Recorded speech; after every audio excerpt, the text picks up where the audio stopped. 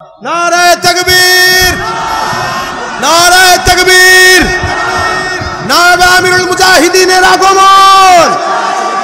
ला इलाहा इल्लल्लाह, ला इलाहा इल्लल्लाह, ला इलाहा इल्लल्लाह, ला इलाहा इल्लल्लाह, ला इलाहा इल्लल्लाह, ला इलाहा इल्लल्लाह, ला इलाहा इल्लल्लाह, ला इलाहा इल्लल्लाह, ला इलाहा इल्लल्लाह, ला इलाहा इल्लल्लाह, ला इलाहा इल्लल्लाह, ला इलाहा इल्लल्लाह, ला इलाहा इल्लल्लाह। नारे तकबीर, नारे तकबीर, नारे आमिरुल मुजाहिदीन आगमन। ला इलाहा इल्लल्लाह, ला इलाहा इल्लल्लाह, ला इलाहा इल्लल्लाह, ला इलाहा इल्लल्लाह, ला इलाहा इल्लल्लाह,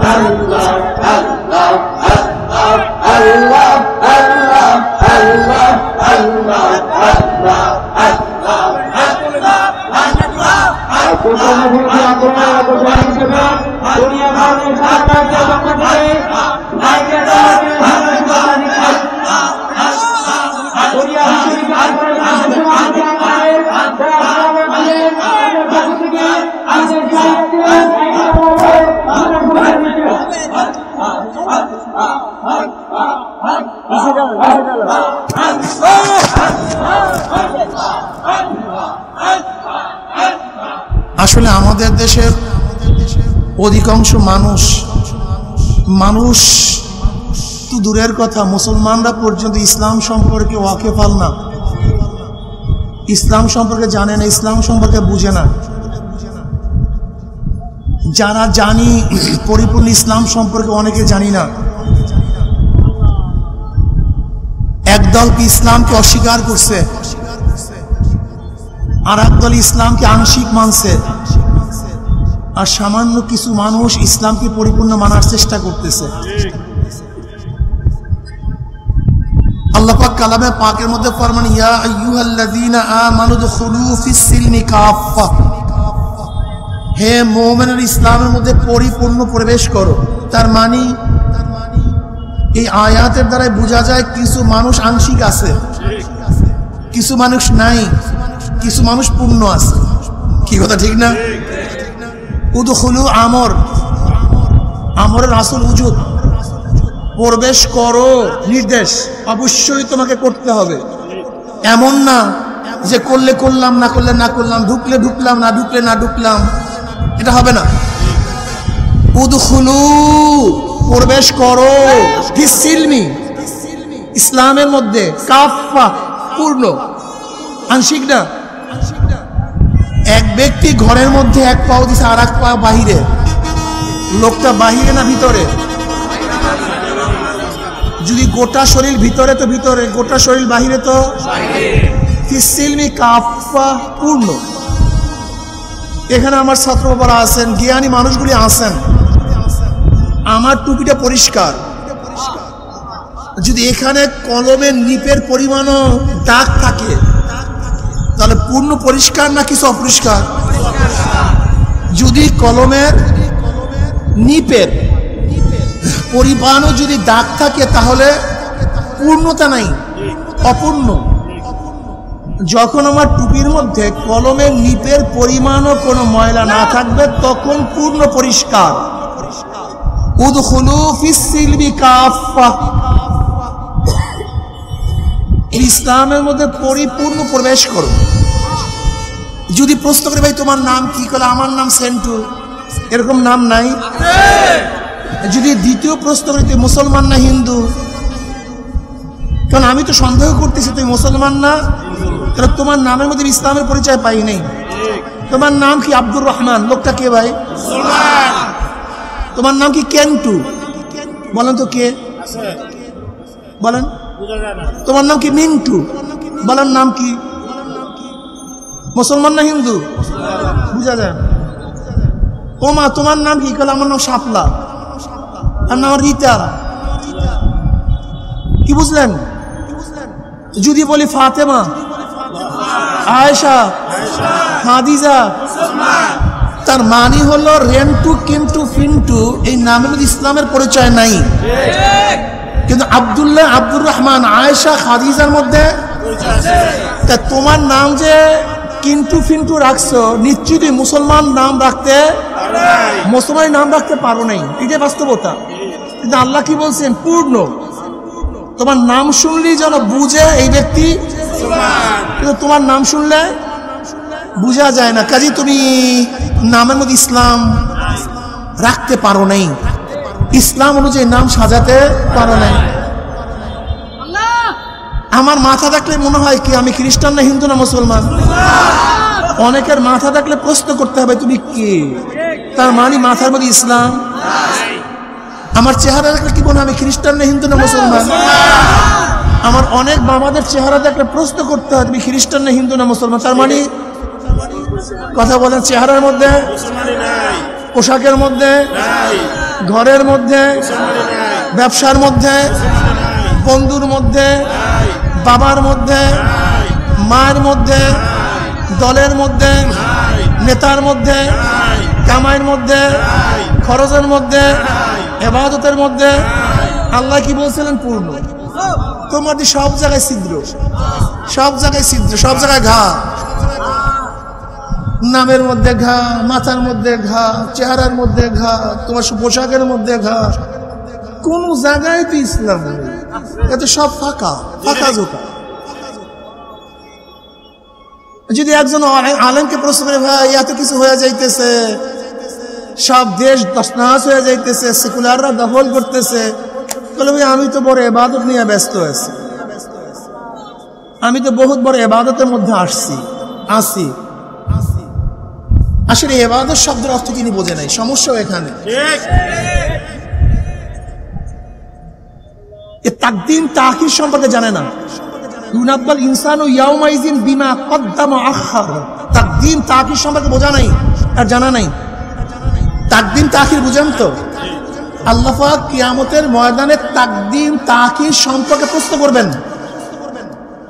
এই কথাটা খুব ভালো মতো বুঝেন।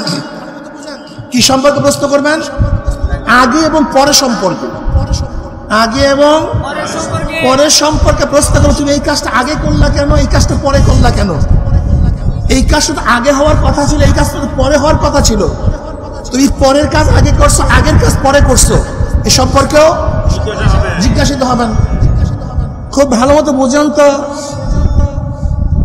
তাকদিম তাখির করার কারণে, আগে পিছিয়ে করার কারণে ফরজিয়াত নষ্ট হয়ে যায়, কাজটা বাতিল হয়ে যায়, কাজটা ধ্বংস হয়ে যায়।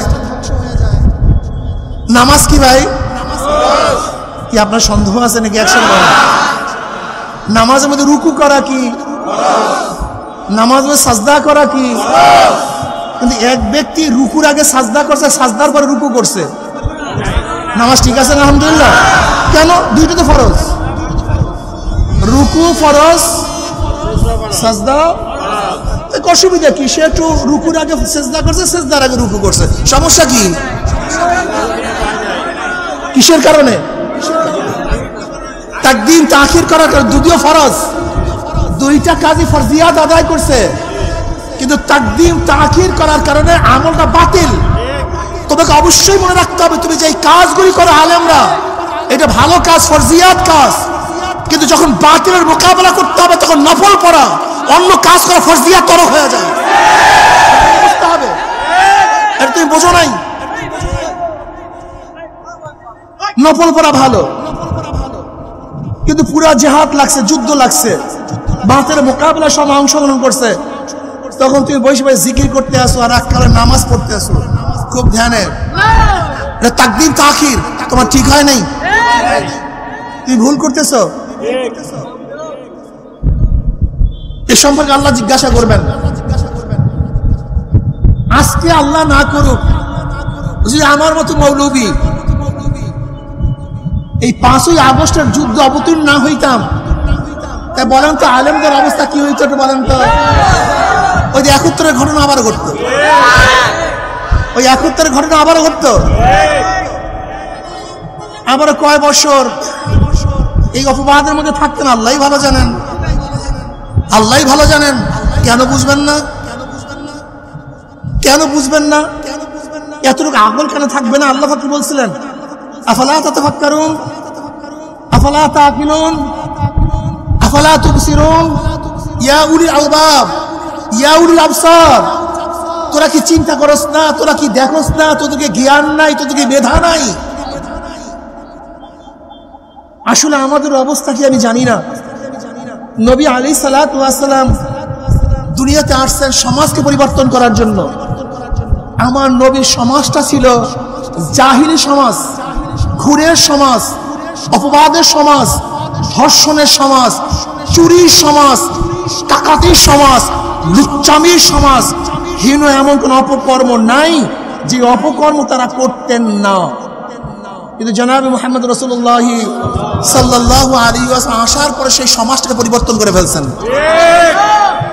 সেই অমানুষগুলি মানুষ হয়ে গেছে, সেই কালিযুক্ত মানুষগুলি স্বর্ণতুল্য হয়ে গেছে।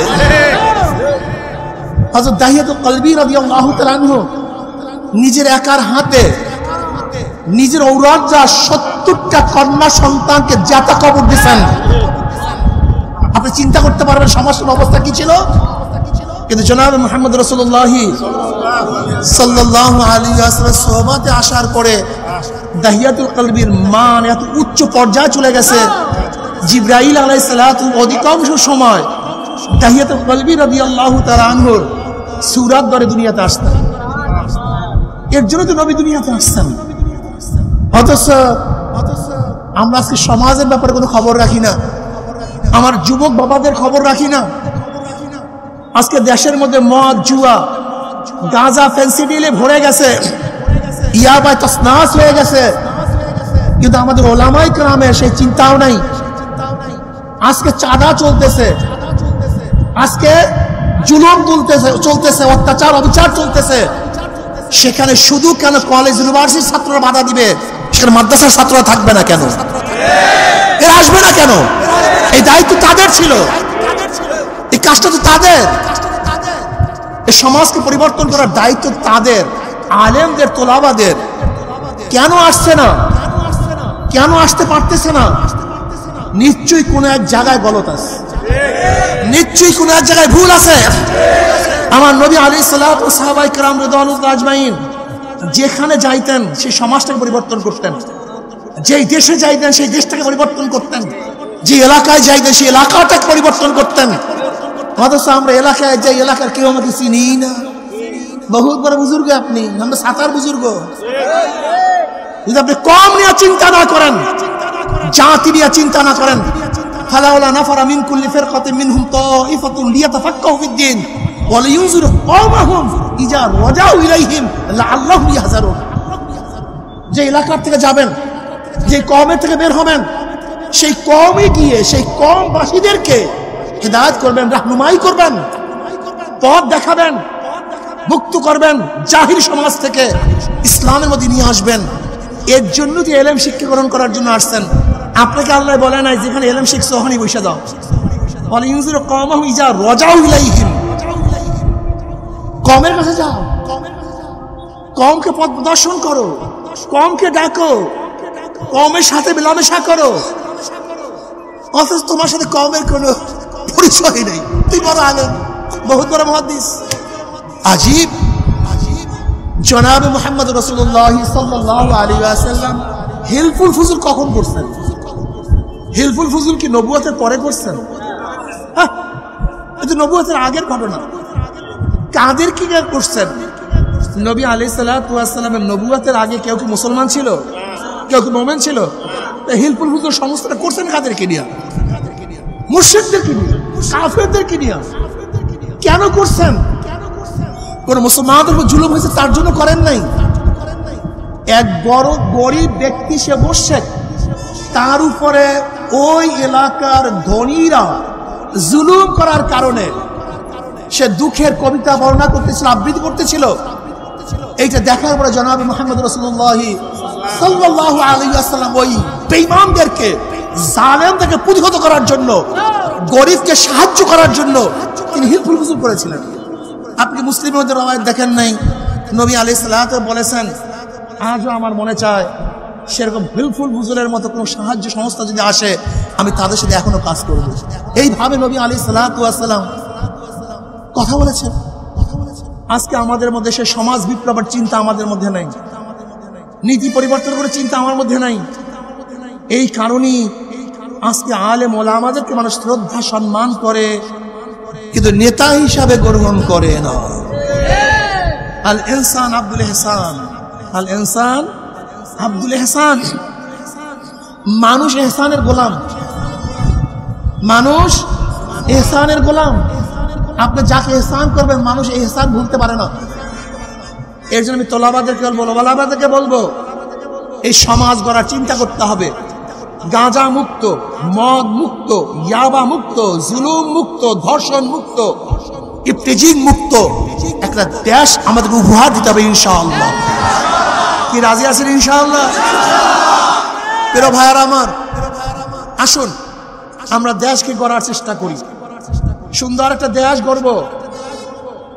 ওয়ালা তালবিসুল হাক্কা বিল বাতিল, কিন্তু খবরদার হকের সাথে বাতিলকে মিশ্রণ করা যাবে। আজ কিন্তু হক বাতিলকে মিশ্রণ করার চক্রান্ত চলতেছে। ভালো ভালো কথা বলে হক এবং বাতিলকে মিশ্রণ করার যে চক্রান্ত চলতেছে, সতর্ক থাকতে হবে। কি থাকতে হবে? যাআল হক ওয়া যাহাকাল বাতিল ইন্নাল বাতিলা কানা যাহুকা। যদি ইনশাআল্লাহ হক নিয়ে সামনে বাড়তে পারি, তাহলে ইনশাআল্লাহ অবশ্যই হক বিজয় হবেই হবে, হবেই হবে ইনশাআল্লাহ। হককে কেউ বাধা দিয়ে আটকিয়ে রাখতে পারবে? কি রাজি আছেন ইনশাআল্লাহ? উদখুলু ফিস সিলমি কাফা, পরিপূর্ণ পরিপূর্ণ ইসলামের মধ্যে প্রবেশ করতে হবে। আংশিক না, আংশিক না, আংশিক না।